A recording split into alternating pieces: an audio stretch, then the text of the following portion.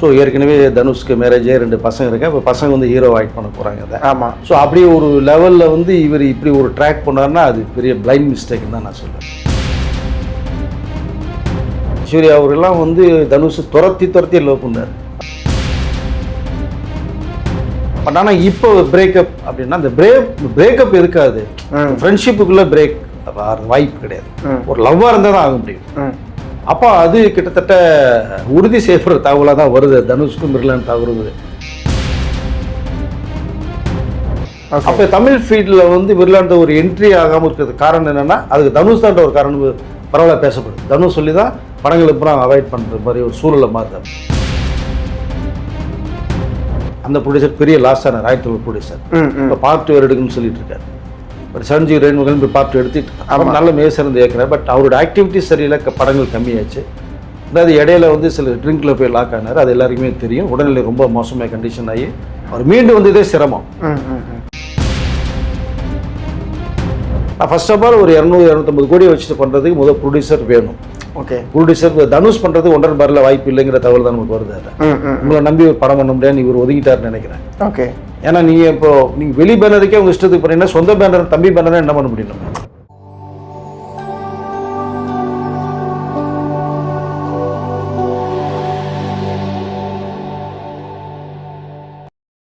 வணக்கம் சார். வணக்கம் சார். அதாவது தனுஷ் மிர்னால் தாகூர் இவங்க 2 பேரும் கல்யாணம் பண்ணிக்க போகிறாங்க அப்படிங்கிற அளவுக்கு முன்னாடி பேசிட்டு இருந்தாங்க. அது அப்படியே ஸ்டாப் ஆகிடுச்சு. இப்போ திருப்பி வந்து என்னென்னா தனுஷுக்கும் மிர்னால் தாகூருக்கும் பிரேக்கப் ஆகிருக்கு இல்லைன்னாங்க. ஏன்னா மிர்னால் தாகூர் அவரே ஒரு நேர்காணலில் இல்லை அப்படின்னா எதுவும் இல்லை அப்படிங்கிற மாதிரியுமே சொல்லியிருந்தாங்க. பட் ஆனால் இப்போ இந்த பிரேக்கப் அப்படிங்கிற ஒரு விஷயம் கசிக்குது. என்னதான் சார் நடக்குது? இது இல்லாமல் போகையாதுன்னு ஒரு பழமொழி வேறு இருக்குல்ல? ஆமாம்.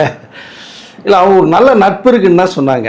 ஏன்னா அவருடைய பர்த்டே பார்ட்டியில் போய் அவங்க வீட்டில் போய் தனுஷ் வந்து செப்பரேட்டாக போய் கலந்துக்கிட்டது. பட் எல்லாருக்குமே ஆச்சரியம், தனுஷ் என்ன இங்கே வர்றாரு அப்படிங்கிறத அன்றைக்கே ஒரு பரபரப்பாக கேள்வி வந்து ரொம்ப ஒரு நல்ல ஒரு 2 பேருக்கு அண்டர்ஸ்டாண்டிங் இருந்தது. ஏன்னா இவர் தனியாக தானே இருக்கார், பல கோடிகளுக்கு அதிபதி. திடீர்னு ஃபாரின் போகிறார், சுற்றுறாரு, அமெரிக்கா லண்டன் போகிறாரு. ஒரு 10 நாள் தங்கினாருன்னா பில்லை கொண்டு நீட்டாரு, 50 லட்ச ரூபா நீட்டுறாரு. இதே அப்படி ஸோ நாங்கள் இவருக்கு ஏதாவது கல்யாணம் பண்ண அவங்க அப்பா அம்மா கூட பார்த்தீங்கன்னா கல்யாணம் பண்ணி வச்சிடலாம் அப்படிங்கிற முடிவில் தான் இருக்காங்க. ஸோ இவர் ஊன்னு சொன்னாங்கன்னா அவங்க சைடு ஒரு பொண்ணு பார்ப்பாங்க, இல்லைனா இவருக்கு யாரும் விருப்பப்பட்டு தான் பண்ணி கொடுத்துருவாங்க. பட் அதையும் மீறி வந்து தனுஷ் ஒரு ட்ராவல்லே போகிறாரு வேணாங்கண்ணா அப்படின்ட்டு தான். ஸோ ஏற்கனவே தனுஷ்க்கு மேரேஜே 2 பசங்க இருக்கு. இப்போ பசங்க வந்து ஹீரோ ஆக்ட் பண்ண போகிறாங்க அதை. ஆமாம். ஸோ அப்படி ஒரு லெவலில் வந்து இவர் இப்படி ஒரு ட்ராக் பண்ணார்னா அது பெரிய பிளைண்ட் மிஸ்டேக்னு தான் நான் சொல்லுவேன். ஓகே, சின்ன குழந்தையா இருக்கும்போது நீங்கள் இப்போ இருந்தீங்கன்னா பிரச்சனை இல்லை. சரி, நமக்கு அதை சித்தி வேணும் இது வேணும். நீங்கள் ஃபர்ஸ்ட் ஒய்ஃபோட ஐஸ்வர்யாவோட நீங்கள் நல்லா லைஃப் தான் போயிட்டு இருந்தது, அதுவே நீங்கள் ரன் பண்ணியிருந்தீங்கன்னா பிரச்சனை இல்லை. பட் அங்கே உங்களுக்குள்ள ஏதோ அண்டர்ஸ்டாண்டிங் மிஸ் ஆச்சு, நீங்கள் பிரேக்கப்பை வெளில வந்துட்டீங்க. அதுவும் லவ் மேரேஜ், சாதாரண மேரேஜ் கிடையாது. ஐஸ்வர்யா அவரெல்லாம் வந்து தனுஷ் துரத்தி லவ் பண்ணார். ஓகே ஓகே, கேளம்பாக்கம் பண்ண வீட்டில் ரஜினி சாரை போய் பார்க்கறதுக்கு எப்படியாவது பொண்ணு கொடுங்கன்னு சொல்லி கேட்கறதுக்குலாம். ஏன்னா அவர் வந்து அப்பா விருப்பம், அப்பா சொன்னதான் அப்படிங்கிற மாதிரி ஒரு தகவல் சொன்ன பிறகு தனுஷ் கேளம்பாக்கம் வீட்டிலலாம் போயிருந்தார். ஓகே ஓகே, 2002 அறிமுகட்டு 2004 மேரேஜ் ஆகுது. கிட்டத்தட்ட அந்த ஒரு 2 இயர்ஸ் பீரியட்லேயே பார்த்தோம்னா போயிருக்காங்க. இதுக்கு இந்த பையன் இங்கே வர அப்படின்னா ரஜினி சார் கேள்வி கேட்டதெல்லாம் இருக்குது. தெரியல சார், உங்களுக்கு தேடி டெய்லி வந்துடுறாரு. அப்போ ஒரு தடவை கூப்பிட்டு பேசும்போது தான் இது வந்து தனுஷ் சொல்லும்போது ஷாக் ஆகுது, ஒன்றுமே புரியல. ஓகே, ஒன்றும் சொல்ல முடியல. அப்புறம் ஐஸ்வர்யா கேட்கும்போது தான் அவங்க விருப்பம் வரும்போது வழி இல்லை. சரி, நீங்கள் விருப்பப்பட்ட அவங்க வாழ்க்கை நல்லா இருக்குன்னு தான் ரஜினி சார் வந்து சம்பவத்தின் பேரில் தான் கல்யாணம் பண்ணி வச்சார். எவ்வளோ பெரிய இடம், எவ்வளோ பெரிய அந்தஸ்து. ஆமாம், அதுக்கு பிறகு தான் தனுஷ்கே ஒரு பெரிய மார்க்கெட் வேல்யூவே வந்து நீங்கள் ஐஸ்வர்யா கல்யாணம் பண்ணதுக்கு பிறகு தான். கரெக்ட். ஸோ இவ்வளோ விஷயங்கள் உங்களுக்கு ப்ளஸ்ஸாகவே நடந்துட்டு இருந்தது. திடீர்னு நம்ம ஒரு பீக்கில் வந்துட்டோம் செஞ்சுட்டோம் அப்படிங்கும்போது ஜஸ்ட் ஒரு குடும்பம்னா பிரச்சனை வரும், அதை சால்வ் பண்ணிட்டா பிரச்சனை இல்லை. பட் அதை ஒரு பெரிய இஷ்யூ எடுத்து நீங்கள் வேறெல்லாம் கொண்டு போய் டக்குன்னு ஒரு டைவர்ஸ் வாங்கிட்டீங்க. அதுவே எதிர்பார்க்காத ஒரு செய்தி. அதுக்கு பிறகு வந்தீங்க, நீங்கள் ஃபேக்ட் கல்யாணம் பண்ணே டக்குன்னு ஒரு பொண்ணை பற்றி கல்யாணம் பண்ணிட்டு போயிடலாம். பட் அது எல்லாமே நிறைய விஷயங்கள் அடிப்படுது. எந்த மேட்ரு வந்தாலுமே ஒரு பக்கம் தனுஷ் பேர் அடிப்படும். ஆமாம், இப்போ பசங்க வந்து ஹீரோவாக போகிறாங்க, அவ்வளோ தனுஷோட ஹைட்டாக இருக்காங்க பசங்க. இந்த நேரத்தில் மிர்லான் தாகூருடைய அந்த ஒரு காம்பினேஷன் வந்து ஆக்சுவலாக உங்களை லவ் இருந்துன்ற ஒரு தகவல் தான் வந்தது. நம்மளும் அப்போ பரபரப்பாக பேசும்போது இடையில டக்குன்னு கட்டாச்சு. அப்போ இங்கே நட்பு தான் எங்களுக்குன்னாங்க. பட் ஆனால் அவங்களுக்குள்ள ஒரு அஃபெக்ஷன் இருந்தது அப்படிங்கிற அளவு வந்து ஒரு கல்யாணம் பண்ணிக்க போகிற வந்து 2 பேர் கேட்கும் போதுமே கொஞ்சம் மலுப்பலான சில பதில்கள்லாம் வந்தது. ஆனால் ஒரு லிமிட்டுக்கு மேலே எக்ஸ்ட்ரீமாக போகும்போது தான் இங்கே இல்லை எங்கள் நட்பு அப்படிங்கிற மாதிரி அவங்க ஃபினிஷ் பண்ணாங்க. பட் ஆனால் இப்போ பிரேக்கப் அப்படின்னா அந்த பிரேக்கப் இருக்காது, ஃப்ரெண்ட்ஷிப்புக்குள்ளே பிரேக் வாய்ப்பு கிடையாது. ஒரு லவ்வாக இருந்தால் தான் ஆக முடியும். அப்போ அது கிட்டத்தட்ட உறுதி செய்யப்படுற தகவலாக தான் வருது தனுஷ்க்கும் மிர்லான் தாகூருங்குது. பட் நான் ஏற்கனவே நம்ம பேசும்போது சொல்லியிருந்தோம், அது லவ் தான் வரது ஒன்றும் பெரிய ஆச்சரியப்படுறதுக்கல. வந்தால் நீங்கள் ஃபேக்டை சொல்லிவிட்டு வந்ததே கல்யாணம் பண்ண போகிறேன்னு சொல்லிங்கன்னா பிரச்சனை இல்லை. பசங்களே கூட தனுஷ் கல்யாணம் பண்ணி வச்சுட்டு போயிடுவாங்க. இன்னைக்கு இருக்கிற உலகமே வேற மாதிரி இருக்கு. ஆமாம், நீங்கள் அன்னைக்கு தான் ஃபீல் பண்ணுவாங்க. இன்னைக்கெல்லாம் பசங்க அப்படியே டேடி ஓகே டேடி பண்ணுங்க டேடி ஈஸியாக சொல்லிட்டு போயிட்டே இருப்பாங்க 2 பசங்க யாத்திராவில் இங்கேயுமே. பட் ஆனால் இப்படி விஷயம் போய்கிட்டு இருக்கு. ஓகே. பட் ஆனால் அங்கே அதாவது டைவர்ஸ் ஆகிடுச்சு எல்லாமே ஓகே. இடையில பசங்க மாறி மாறி தான் இருக்காங்க. ரஜினி சார் மேலே மிகுந்த அளவுக்கு ஒரு அஃபெக்ஷன் வச்சுருக்காங்க பசங்க. ரஜினி சார் பேரங்கள் மேலே அந்த உறவு உங்களுக்கு துண்டிக்க முடியாது. புரியுது. இப்போ அது வந்து இந்த தனுஷ்ட இருக்கிற ஒரு அஃபெக்ஷனோட அந்த ஃபேமிலியில் நிறையா இருக்குது பசங்க 2 பேருமே. புரியுது. இப்போ நீங்கள் ஒன்று போகிறீங்கன்னு டைவர்ஸ் பண்ண என்னதான் டைவர்ஸ் ஆகிட்டா கூட அவங்களுக்கு ஒரு மனசு ஃபீல் இருக்கும், இல்லாமல் இருக்காது. அவங்க யாராவது கல்யாணம் பண்ணிட்டு போகிறாங்களா இப்போ கிடையாது. ஆமாம், அவங்க தனியாக தான் இருக்காங்க இப்போ. ஆமாம். அப்படிங்கும்போது நீங்கள் மட்டும் போகிறதா இருந்தால் அது ஒரு செல்ஃபிஷான ஒரு இதுதான். நான் ஒன்று நீங்களும் தனியாக பிறந்துருங்க, அவங்க பசங்களுக்காக வாழ்க்கையை வந்துட்டு போங்க. இல்லை மிர்லான் தாகூரை தான் கல்யாணம் பண்ணணும் அப்படின்னு மாதிரி வந்ததுன்னா அவங்களும் ஒரு பொண்ணு பாவம். நீங்களாவது மேரீடே உங்களுக்கு பசங்க இருக்கு, அவங்க அன்மேரிட் இல்லையா? அப்போ அவங்க மேலே நீங்கள் ஒரு அஃபெக்ஷன் காமிச்சு நீங்கள் மிஸ் பண்ணுச்சுன்னா கஷ்டம். அது மேட்டர். புரியுது. அப்புறம் ஃபியூச்சரில் அவங்களுக்கு ஒரு கல்யாணம் பண்ணணும். ஆமாம், இவ்வளோ சிக்கல்கள்லாம் இருக்குது. நீங்கள் சாதாரண விஷயம் கிடையாது இது. அப்போ இது எல்லாமே தனுஷ் வந்து திங்க் பண்ணணும் அப்படிங்கிறது தான் இந்த பிரேக்குக்கு அப்புறம் ஒரு தகவலாக இருக்குது சார். ஓகே. ஏன்னா பாலிவுட்டில் அந்த வட்டாரங்கள் ஃபுல்லாக இந்த விஷயத்தை பற்றி அதிகமாக பேசிக்கிறாங்க, அதிகமாக டிஸ்கஷன் இருக்குது அப்படிங்கிறதெல்லாம் சொல்கிறாங்க. லைக் பாலிவுட், ஏன்னா இவங்க 2 பேருமே பாலிவுட் போயிட்டாங்க. தனுஷும் பாலிவுட்டில் படங்கள் பண்ண ஆரம்பிச்சாங்க, மிர்லால் தாகூர் பாலிவுட்டில் தான் படமே பண்ணிக்கிட்டு இருக்காங்க. அப்படிங்கும்போது ஸோ இந்த ஒரு விஷயம் இருக்குல்ல, பாலிவுட்டுக்கு போனதுக்கப்புறம் நிறைய பேருக்கு வந்து மாற்றங்கள் ஏற்பட்டுக்கிட்டே இருக்கோம் அப்படிங்கிற ஒரு கேள்வியெல்லாம் வருது இல்லை? அவரோட வளர்ச்சியில் மாற்றங்கள் வரலாங்க, லைஃப்பில் மாற்றம் வந்து எனக்கு கல்யாணம் ஆகாத இருந்தோம்னா பிரச்சனை இல்லை. புரியுது. மிர்லான் தாகூரே வந்து தமிழில் 2 படம் கமிட் பண்ண ஒரு சூழ்நிலை வந்ததுங்க. சிவகார்த்தினோட ஒரு படமே கமிட் பண்ணுறது இருந்தது, அது மிஸ் ஆச்சு. ஓகே. அது எஸ்கேக்கும் தனுஷ்க்கும் உள்ள அந்த ஒரு பிரச்சனைன்னு ஒரு மேட்ரை ஒன்று வந்து ஓடிச்சு. அது அதனால் எஸ்கேவும் சொல்லிட்டாங்க, நமக்கு உங்கள் டைரக்டர் சொல்லிட்டாங்க, இந்த கதைக்கு மிர்லான் தேவைன்னா நீங்கள் போட்டுங்க, இல்லைன்னா வேற ஹீரோன்னா போட்டுங்க, எனக்கு ஒன்றும் எந்த ஆப்ஷன் கிடையாது, என் பேர் வந்து வெளில போகக்கூடாது அப்படின்ட்டு அந்த ஒரு சிக்கல் போகுது. புரியுது. இப்போ அதில் மிஸ் ஆச்சு அவங்களுக்கு. சிம்பு படத்துலையும் பண்ண வேண்டியது, அதுவும் மிஸ் ஆச்சு உங்களுக்கு. இப்போ அஸ்வத் மாரிமுத்து படத்தில் கமிட் பண்ணியிருக்கிறதா ஒரு தகவல் வந்தது மிடில், அதுவும் இல்லைங்கிற தகவல் வருது. அப்போ தமிழ் ஃபீல்டில் வந்து மிர்லான் ஒரு என்ட்ரி ஆகாமல் இருக்கிறது காரணம் என்னென்னா, அதுக்கு தனுஷ் தான் ஒரு காரணம் பரவாயில்ல பேசப்படுது. தனுஷ் சொல்லி தான் படங்களுக்கு அப்புறம் அவாய்ட் பண்ணுற மாதிரி ஒரு சூழலை மாறுது. Okay okay. அப்போ ஹிந்தியில் மட்டுமே ஆக்ட் பண்ணிட்டு இருக்காங்க. ஆமாம். ஸோ இப்போ இவர் ஹிந்தியில் போய் அங்கே ஒரு நல்ல ரேஞ்சில் இருக்காரு இப்போ. கரெக்டு. பட் பாலிவுட்லேயே தான் பேசுகிறேன், மிர்லான் தாகூர் தனுஷோட அந்த அஃபெக்ஷன் இருக்குங்கிற மேட்டர் தான் தகவலை சொல்லிட்டு இருக்காங்க. அதை அது உண்மை இல்லைன்னா அவங்க சொல்ல வேண்டிய அவசியம் இல்லை, அங்கே மீடியா கூட சொல்லியிருக்கு நிறையா. அதை புரியுது. அப்போது அது ஃபேக்ட் உண்மையாக இருந்ததுன்னா, இப்போ பிரேக்கப் ஆயிடுச்சு அப்படின்னா இப்போ இடையில என்ன சம்பவம் நடந்தது அப்படிங்கிற ஒரு விஷயமும் இருக்கும்.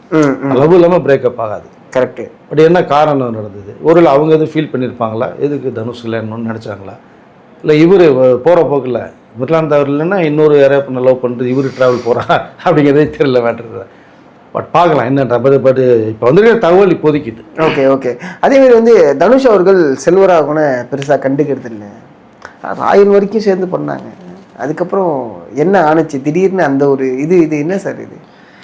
இல்லை, ஒரு செல்வராகவன் சார் இல்லை அப்படின்னா தனுஷ் கிடையாது, அதான் நிஜம். அவ்வளோ ஒரு ஒரு ஹீரோக்குள்ளே அந்த ஃபிட்டே கிடையாத ஒரு ஒரு சூழல் இருந்தார் தனுஷ். அவர் தேர்த்தி கொண்டது வந்து செல்வராகவன். ஆமாம். பட் செல்வராகவன் பீக்கில் இன்னமும் அவருக்குள்ள அந்த கிரேஸ் இருக்குது. ஆனால் அவருக்கு அவரே சில விஷயங்களை ஸ்பாயில் பண்ணிக்கிட்டார் செல்வராகவன். ஓகே. இப்போ டெக்னிக்கலாக ஒரு நல்ல ஒரு டைரக்டர் நல்லா பண்ணணும் கூட, ஷூட்டிங் ஸ்பாட்டில் நீங்கள் கரெக்டாக பிளான் பண்ணி ப்ரொடியூசரை நீங்கள் சேவ் பண்ணி கொண்டு போகணும். அது கொஞ்சம் மிஸ் பண்ணார் அவர். Okay okay. இவர் பண்ணுறதா ஒரு நாளைக்கு ஒரு சீன் எடுக்கிறதே பெரிய, ஒரு சீனில் 10 ஷாட் பிரிச்சாங்கன்னா 10 ஷாட்டில் 5 ஷாட் எடுக்கிறதே பெரிய விஷயமா இருந்துச்சு. அப்படிதான் 1001 படம் கார்த்திக், ஆண்ட்ரியா, ரெய்மன்ஸ்லாம் கூட்டு உட்கார வச்சுக்கிட்டு இஷ்டத்துக்கு பண்ணார். நிறைய ஷூட்டிங்கே இல்லாமல் பல நாட்கள் பொழுது போச்சு. அவங்க என்ன பண்ணே தெரியும், லொக்கேஷன் தான் உட்காந்துக்குவாங்க, சும்மா கேரளில் உட்காந்துருப்பாங்க, பேசுவார், அடிப்பாங்க, வெளில நிற்பாங்க, இந்த ஃபாரஸ்ட்டை பார்ப்பாங்க, திரும்பி பேக்கப் சொல்கிறதுக்கு ஆள் இருக்க மாட்டார். ஓகே. வேறு வழியே கிடையாது. அப்படி கேமராமேன் சொல்ல டைரக்ட் இல்லாமல் எப்படிங்க பேக்கப் சொல்கிறது? ஆனால் வேறு வழி எப்போ வருவான்னு தெரியாது. 6:30 மணி ஆச்சுன்னா சாலக்குடி ஃபாரஸ்ட், மதுரப்பள்ளி ஃபாரஸ்ட்லாம் எடுத்தாங்க. பட் அந்த பக்கம் காட்டில் சிறுத்தை, புலி, யானையெல்லாம் வந்துடுவேன். ஓகே. ஐயோ ஒரு 5 மணிக்கெலாம் பேக்கப் சொல்லிட்டு போகிறோம்னா அவங்க மூட்டை பிடிச்சி கட்டு போனதெல்லாம் இருக்கு. அந்த ப்ரொடியூசர் பெரிய லாஸ் ஆனார், ராயத்தூர் ப்ரொடியூசர். இப்போ பார்ட் 2 எடுக்குன்னு சொல்லிட்டு இருக்காரு. பட் சஞ்சீவ் ரெயின்முகன் போய் பார்ட் 2 எடுத்துட்டு அவர் நல்ல மேசிறந்து இயக்குறார். பட் அவரோட ஆக்டிவிட்டிஸ் சரியில்லை, படங்கள் கம்மியாச்சு. அதாவது இடையில வந்து சில ட்ரிங்கில் போய் லாக் ஆனார், அது எல்லாருக்குமே தெரியும். உடல்நிலை ரொம்ப மோசமாக கண்டிஷன் ஆகி அவர் மீண்டும் வந்து இதே சிரமம். பட் அந்த இதில் தான் தனுஷ் அவர்கள் வந்து நிறைய சொல்லி பார்த்தாங்க. ஓகே. படங்கள் கவனம் செலுத்து, டைரக்ட் பண்ணு. பட் அவருக்கும் சின்ன சின்ன அதாவது என்ன சொன்னால் ஃபேமிலி பிரச்சனை நிறைய இருந்தது. அதுக்கு காரணம் செல்வராகவன் தான். இவரால தான் பிரச்சனை வந்ததுன்னு சொன்னாங்க. ஸோ அவங்க தனியாக போகிற மாதிரி சூழல் வந்து இருந்தாலும் அப்படியே பார்ப்போம்ட்டு இருந்தாங்க. இவர் பண்ணுற ஆக்டிவிட்டிஸ் பிடிக்கல, நிறைய பிரச்சனை அந்த பக்கம் ஓடிச்சு. ஸோ தனுஷ் ஒரு பக்கம் பேசி பார்த்தாரு. ஏற்கனவே இவருக்கே நிறைய பிரச்சனை இருக்குது. ஆமாம், இதில் அண்ணன் பிரச்சனை பார்ப்பாரு, இவர் பிரச்சனை பார்ப்பாரா. ஸோ சொல்லி பார்த்தாரு. அது எதுவுமே கேட்காத சூழ்நிலை இருக்கும்போது தான் அவருக்கு உள்ள அந்த ஹெல்ப்பை வந்து டோட்டலாக தனுஷ் கட் பண்ணிட்டு தான் ஒரு தகவல் நமக்கு வந்தது. Okay okay okay. ஸோ அதனால செல்வராகவன் இப்போ நிறைய பார்த்தீங்கன்னா அப்பப்போ ஏதாவது நல்ல ஒரு பொய்டிக்காக சில விஷயங்களில் வந்து சோஷியல் மீடியாவில் ஆமாம் அவர் பேசுகிற வீடியோக்கள் நிறைய வருது, தத்துவங்கள் நிறைய வருது. அது நல்லா இருக்குது, கேட்குறதுக்கு நல்லா இருக்குது, சிந்திக்கக்கூடிய விஷயமா தான் இருக்குது, அவன் மாற்றுக்கிறது இல்லை. பட் அவர்களும் அதாவது நான் வந்து சிறந்த டேலண்டான பேசணுங்கிறத சொல்ல வர்றாரு. புரியுது. பட் ஆனால் இப்போ செல்வராகவன் தனியாக இருக்கார். டைரக்ஷன் இப்போ 7G ரெயின்போகள் 2 தான் வரணும். அதுவும் வந்து எடுத்துக்கிட்டா இன்னும் ரிலீஸ் ஆகலை. அது வந்ததுக்கு அப்புறம் தான் தெரியும் என்னங்கிறத. ஆமாம், தனுஷ் இனி அவர் படத்தில் நடிப்பாரோ அது வாய்ப்பு இல்லைன்னு சொல்லிட்டேன். ஏன்னா இவருக்கே லைனப்பில் 7-8 படங்கள் இருக்கு. வட சென்னை 2 2 வருஷங்கள் தான் படம் பண்ணி வெற்றிமாறன் வச்சு. புரியுது. அப்படிங்கிற இருக்காரு. இனி அவருக்கு படம் பண்ணுறது வாய்ப்பு கிடையாது. பட் அந்த பிரச்சனையில் தனுஷ் சொல்கிறத அவர் கேட்கலை அப்படிங்கிற ஒரு காரணத்தினால தான் அந்த இதில் கொஞ்சம் வந்து அது நீ சொன்னது மாதிரி கண்டுக்காமல் போனதாக ஒரு தகவல் இருக்கு. 1001 Part 2ல் வந்து படம் பண்ணால் கண்டிப்பாக தனுஷ் அதில் இருப்பாருன்னு சொல்லி அப்படிங்கிற ஒரு டாக்கு தான். தனுஷுமே அதையுமே உறுதிப்படுத்தியிருக்காருன்னு வச்சுங்களேன். இப்போ இப்படி சொல்லும்போது படமாவது பண்ணுவாரா? 1001 பண்ணுறது ப்ரொடியூசர் யார் இருக்கா ஃபஸ்ட்டு? அது ஆன் ப்ராசஸ்ன்னு சொல்லிட்டு இருக்காங்க. ரொம்ப நாளாக சொல்லிட்டு இருக்காங்க. பார்ட் 2 எடுக்கிறதுன்னு சொல்லிட்டு இருக்காங்க. ஓகே, பண்ணலை. இப்போ 1001 எடுக்கிறது சாதாரண விஷயம் கிடையாது. சோழர் போகணும், அதனுடைய கண்டினியூஷன் வரணும், பெரிய ப்ராசஸ். நீங்கள் இந்த பாகுபலி மாதிரியோ அந்த காந்தாரா மாதிரியோ அந்த ஒரு பேட்டர்னில் கொண்டு போகணும். நீங்கள் அப்போது 100 கோடி பட்ஜெட்டில் பண்ணால் அதுவே ரொம்ப கம்மி. குறைஞ்ச ஒரு 200-300 கோடி தேவைப்படும். நீங்கள் 1001 Part 1 எடுக்கும்போது பார்த்தீங்கன்னா 55 கோடிக்கு மேலே செலவு பண்ணதாக ஒரு தகவல் நமக்கு வருது. அது மேட்டர். ஸோ இப்போ அதுவே அந்த பீரியட் 15 வருஷத்துக்கு முன்னாடி அவ்வளோ செலவுன்னா இப்போ நீங்கள் அப்படியே ஒரு 4-5 மடங்கு தேவைப்படும். புரியுது. அப்போ தனுஷ் பண்ணால் நல்லா இருக்குங்கிறது ஓகே. அவரும் நல்ல டெக்னிக்கல் நல்ல டைரக்டர். நான் ஃபர்ஸ்ட் ஆஃப் ஆல் ஒரு 200-250 கோடி வச்சுட்டு பண்ணுறதுக்கு முதல் ப்ரொடியூசர் வேணும். ஓகே, ப்ரொடியூசர் தனுஷ் பண்ணுறது 1.5 பாரில் வாய்ப்பு இல்லைங்கிற தகவல் தான் நமக்கு வருது. அதை உங்களை நம்பி ஒரு படம் பண்ண முடியாது, இவர் ஒதுங்கிட்டாருன்னு நினைக்கிறேன். ஓகே, ஏன்னா நீங்கள் வெளி பேனருக்கே உங்கள் இஷ்டத்துக்கு பண்ணீங்கன்னா சொந்த பேனர் தம்பி பேனரை என்ன பண்ண முடியும்? நம்ம புரியுது. இஷ்டத்துக்கு நீங்கள் பண்ணுவீங்க, டேஸ் இன்க்ரீஸ் ஆகும். நீங்கள் கண்டினியூட்டி மிஸ்டேக் ஆகும். அதில் கூட கண்டினியூட்டி நிறைய மிஸ்டேக் ஆகிருக்கும். நீங்கள் கேப் விட்டாலே வந்து மிஸ் ஆகும் உங்களுக்கு. அதை கரெக்டாக ஒரு 60 நாள் பழம்னா ஒரு எக்ஸ்ட்ரா ஒரு 10 நாள் வச்சு கூட ஏகதம் நீ அடிச்சிங்கன்னா ஓகே. கரெக்டு. இப்போ கருப்பு படம் கூட நீங்கள் பார்த்தீங்கன்னா சிங்கம் கெட்டப்பில் சூர்யா வருவார். ஓடிடியில் பார்க்கும்போதெல்லாம் மேட்ச் பண்ணியிருக்காங்கன்னு சொல்லி வண்டி வச்சு. எஸ், அது நீங்கள் படத்தில் அந்த ஸ்பீடு போகும்போது தெரியல. ஓடிடியில் தேவையில்லாம் ரீஎன் பண்ணி பார்த்துடலாம். இன்னும் இப்படி பண்ணியிருக்கேன். அது மாதிரி கண்டினியூட்டி மிஸ்டேக் நிறைய ஒரு நீங்கள் கேப் விட்டிங்கன்னா கரெக்டு. அது வந்து செல்வராகவன் ஏக்தம் பண்ணுவாரான்னு தெரியாது. தனுஷ் படம் பண்ணுவாரா அவர் பேரனுக்கு தெரியாது. பட் ஃபர்ஸ்ட் ஆஃப் ஆல் ஒரு டேட் தருவாரா அப்படின்னு பார்த்தோம்னா நீங்கள் 2030 தான் டேட் தருவார். ஓகே, அது வரைக்கும் 4 வருஷம் நீங்கள் வெயிட் பண்ணணும் செல்வராகவன். ஸோ அதுக்கு வந்து வாய்ப்பில் ஆசைப்படுறாரு. 1001 பண்ணால் தனுஷ் பண்ணால் நல்லா ஆசைப்படுறாரு. அதுவும் அதாவது வெளி பிடிச்சிக்கிறதுல 1.5 பாரில் நீ வாடா ஒன்று வச்சு நான் பண்ணுறேங்கிற மாதிரி ஒரு கொக்கி போகிறாரான்னு தெரியாது. ஓகே, நல்ல சிறந்த இயக்குனர். பட் அவருக்கு அவரே தான் டோட்டலாக அந்த இதை ஸ்பாயில் பண்ணிக்கிட்டார் அப்படிங்கிறதான் நம்மளால் சொல்ல முடியாத. புரியுது. தனுஷ் வந்து அன்னைங்கிற முறையில் பேசலாம் செய்யலாம், அவசரத்துக்கு ஹெல்ப் பண்ண அவர் பண்ணுவாரே தவிர டோட்டலாக அவரை தோல் மேல் தூக்கிச்சுட்டு போகிறதுக்கான சூழலும் இப்போ தனுஷ் இப்போ இல்லை. ஏன்னா சமீபத்தில் ஹபீபி படத்துக்கு கூட தனுஷ் அவர்கள் வாழ்த்து தெரிஞ்சிருந்தாங்க அவங்க அப்பாவுக்கு முன்னாடி. அதாவது ஐ திங்க் ரொம்ப நாள் கழிச்சு இந்த வாழ்த்துக்கள்லாம் வந்து தனுஷ் அவர்கள் தெரிவிக்கிறாரோ அப்படிங்கிற ஒரு பார்வையுமே இருக்குல்ல. ஃபேமிலிக்குள்ளே எப்படி இருக்குது? எல்லாம் குட்டா? இல்லை, இவர் ரூட்டில் தனியாக போகிறார். இப்போது தனுஷ் வந்து அவங்க அப்பா அம்மா அது அம்மா மேலே ரொம்ப பாசம் உள்ளவர், மறுப்பதற்கே. செல்வராகவன் வந்து அப்பாவை பார்த்தோம்னா 1001 ஷூட்டிங்கில் வரும் பார்த்தோம்னா அடிக்காத குறைட்டே வரட்டுவார் அவங்க அப்பாவை. ஸோ அவருக்கு செட் ஆகாது. அவரே சொல்லியிருக்காரு அம்மாவுக்கு தனுஷ் தான் ரொம்ப பிடிக்கும் அப்படின்னு சொல்லி செல்வராகவனே நிறைய சொல்லியிருப்பார். அதனால் தனுஷ்க்கு ஒரு பிரியம் இருக்குது. அம்மா மேலே பாசம். அப்பா மேலே பெருசாக ஒன்றும் பெரிய அளவில் வந்து ஃபோக்கஸ் பண்ணிக்க மாட்டாங்க. இருந்தாலும் அவங்களுக்கு என்னென்ன தேவையில்லை எல்லாமே தனுஷ் பண்ணி ரொம்ப ஹாப்பியாக இருக்காங்க. ஸோ கஸ்தூராஜ் அவர்களும் அவங்க மதர் அவங்களும் ரொம்ப ஹாப்பியாக சந்தோஷமாக. ஏன்னா பையன் நல்ல பெரிய லெவலில் இருக்காங்க. செல்வராகவன் பெரிய லெவலில் இருந்தவர். பட் அவர் இன்னைக்கு இல்லை, பெருசாக இல்லை. பட் தனுஷுடைய வளர்ச்சி வேறு மாதிரி இருக்குது.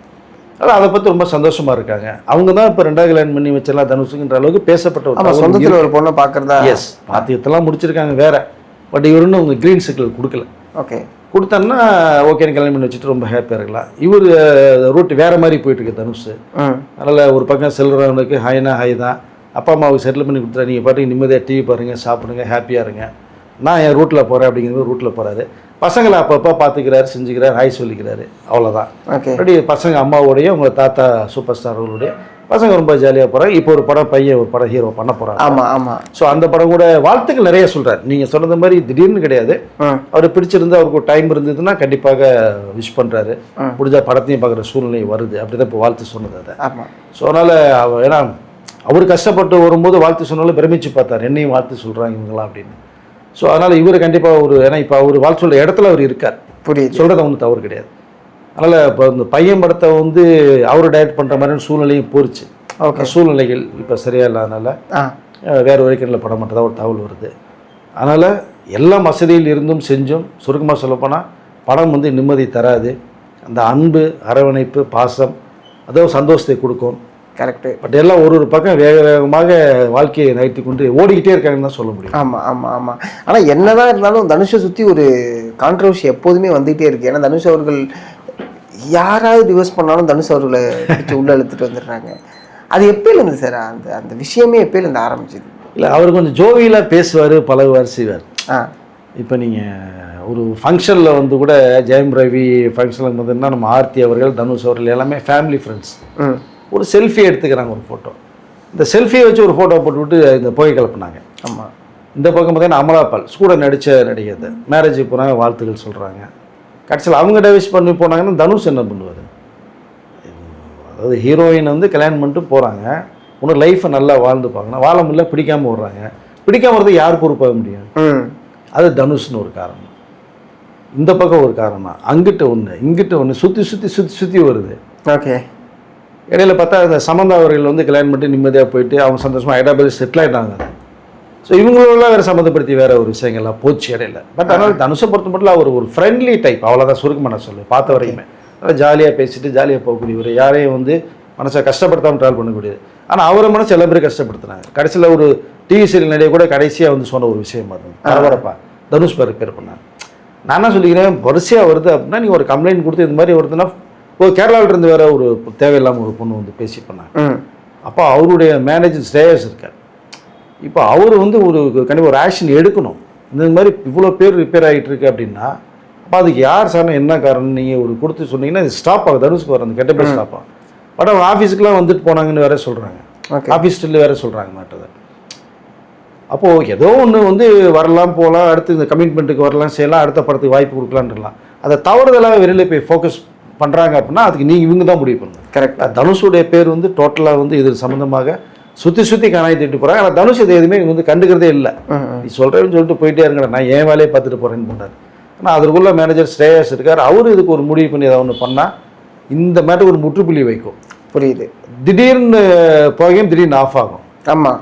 அந்த பக்கம் வந்து எங்கேயோ உட்காந்துட்டு பழைய விரோத முன்வரதை வச்சுட்டு இந்த சுசி ஒருத்தர் ரெடியாக இருப்பாங்க, தனுஷ் படம் ரிலீஸ் ஆகிற அடிக்கணும்னு அடிப்பாங்க. அவங்க ஹஸ்பண்டுக்கு அவங்களுக்கு ப்ராப்ளம், அதுக்கு தனுஷ் ப்ராப்ளம்னு சொன்னாங்க. ஆமாம். ஸோ சுற்றி சுற்றி தனுஷுக்கு வந்து 4 பக்கமும் விரோதிகள் தான் இருக்குது. 4 பேர் அம்பு வச்சுட்டு இருக்காங்க ரெடியாக. ஒரு படம் ரிலீஸ் ஆச்சுன்னா முன்னாடி விடுவோம், ரிலீஸ் அப்போ விடுவோம் அப்படின்னு சொல்லிட்டு. ஸோ அதனால் அவருடைய வளர்ச்சி யாருக்கு தாங்களே என்னன்னு தெரியல. பட் எதுவாக இருந்தாலும் அவரை சுற்றி சுற்றி கொண்டு போகிறதுங்கிறது வந்து அது நியாயம் இல்லை என்னை பொறுத்த மட்டும். அவர்கள் செய்கிற தவறுக்கு இவர் பொறுப்பாக முடியாது. புரியுது புரியுது. ரொம்ப நன்றி சார், உங்களோட நேரத்துக்கு நன்றி சார்.